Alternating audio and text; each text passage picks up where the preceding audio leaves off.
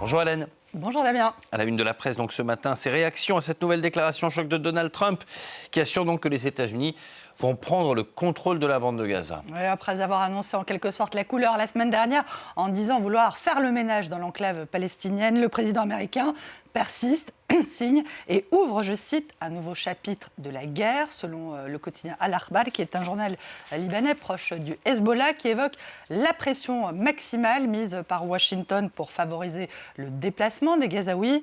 Le quotidien relève que pour les États-Unis, la poursuite de la situation actuelle à Gaza, suspendue entre guerre et non-guerre, semble constituer un frein, un obstacle à la mise en œuvre de leur grand plan stratégique et politique au Moyen-Orient.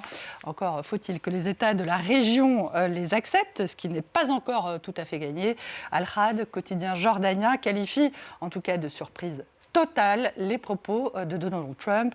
Et le site d'info Middle East Eye affirme que des sources bien placées à la fois à Amman et Jérusalem assurent que le déplacement des Gazaouis serait un casus belli pour la Jordanie. Les autorités jordaniennes se tenant prêtes à fermer la frontière si des réfugiés commencent à traverser leur pays, et toute tentative de forcer les Palestiniens à traverser la frontière étant considérée par la Jordanie comme une violation flagrante, je cite, du traité de paix qui a été conclu en 1994 avec Israël. Oui, c'est la même réaction à peu près partout dans le monde arabe ce matin. L'Arabie Saoudite aussi écarte tout déplacement des Palestiniens. Oui, Arab News rapporte que Riyad exclut également toute normalisation avec Israël sans la création d'un État palestinien.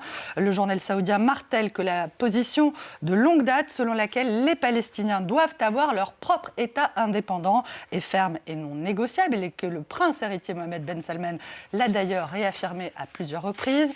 Asharq Al-Awsat, qui est un autre quotidien arabophone, considère les propos de Trump comme un nouveau chapitre de la liquidation de la cause palestinienne. Je cite, le journal dit ne pas être surpris par ces déclarations dans la mesure où Donald Trump a indiqué dès son arrivée à la Maison-Blanche qu'il reprendrait bientôt le Panama, puis le Canada, et que le reste suivrait.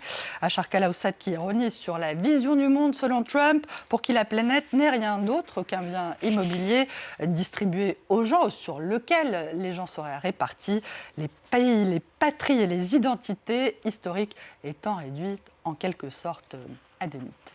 Voilà pour la presse panarabe. Quelle réaction à présent, Hélène, dans la presse israélienne et américaine? D'après le Jérusalem Post, le président américain soutient que la Jordanie et l'Égypte, je le cite, ne diront pas non lorsqu'il leur sera proposé d'accueillir les Gazaouis. Gaza où ces derniers pourront revenir, selon Trump, lorsque l'enclave sera redevenue agréable et habitable, je le cite. De son côté, Yediot Aharonot affirme que la question du déplacement des Gazaouis est à l'étude depuis environ 2 mois en Israël, et que le feu vert a été donné, je cite, à un plan visant à encourager la migration des Gazaouis vers un pays tiers qui ne serait pas néanmoins l'Égypte ni la Jordanie.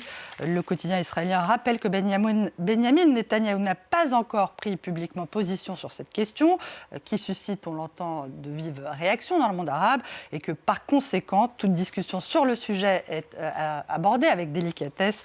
Mais le journal rappelle aussi qu'au sein du gouvernement israélien, des ministres de droite, je cite, Itamar Ben-Gvir et Bezalel Smotrich, préconisent à la fois cette immigration des Gazaouis et l'établissement de colonies israéliennes dans l'enclave, une idée à laquelle Netanyahou aurait commencé à s'ouvrir, selon Itamar Ben-Gvir. Oui, mais alors attention, ces projets ne font toutefois pas l'unanimité, ni en Israël, ni aux États-Unis. Oui, Haaretz, qui est un quotidien israélien de gauche, vilipende la façon dont Trump a déplacé, je cite, les objectifs de la guerre à Gaza et offert à Netanyahou une bouée de sauvetage politique en remplaçant les discussions sur le sort des otages israéliens par celles, on entend, sur la prise de contrôle de Gaza.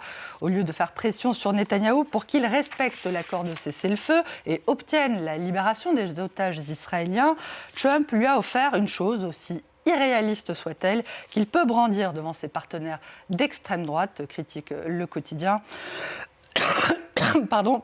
Avec Netanyahou à ses côtés, Trump ajoute Gaza à sa liste d'ambitions coloniale, dénonce de son côté le Washington Post, en évoquant les déclarations stupéfiantes de Trump.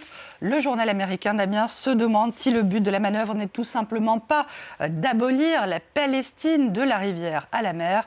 La proposition d'élimination de toutes les terres palestiniennes par Trump étant allée, selon le journal, encore plus loin que les projets expansionnistes de Netanyahou. Le Washington Post qui conclut sur l'ironisme ou on choisira le terme, si ce n'est le cynisme de cette situation, et le fait que le président américain a présenté son projet d'expulser les Palestiniens de leur terre natale comme un geste humanitaire. Hélène, on ne va pas se quitter là-dessus. Sans transition, aucune histoire de vous changer les idées, et on ne pouvait pas louper ça. C'est aujourd'hui l'anniversaire de Cristiano Ronaldo. Je le reconnais bien là. N'est-ce pas ? Il fête ses 40 ans et au Portugal, où il est l'équivalent d'un trésor national. C'est évidemment à la une de toute la presse sportive. Le roi fête son anniversaire, titre o jogo, et c'est à peu près le même titre du côté de Ball, la Bible des footeux, où dit em que o rei faz 40 anos, les 40 ans de Cristiano Ronaldo. Et je vous signale aussi le très bel hommage de l'équipe sur ce joueur inclassable avec ce 7 à l'envers, le chiffre de CR7.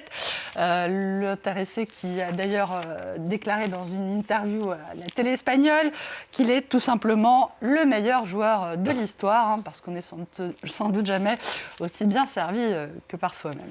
Merci beaucoup Hélène Frade. Cristiano Ronaldo éternel, ce n'est pas le cas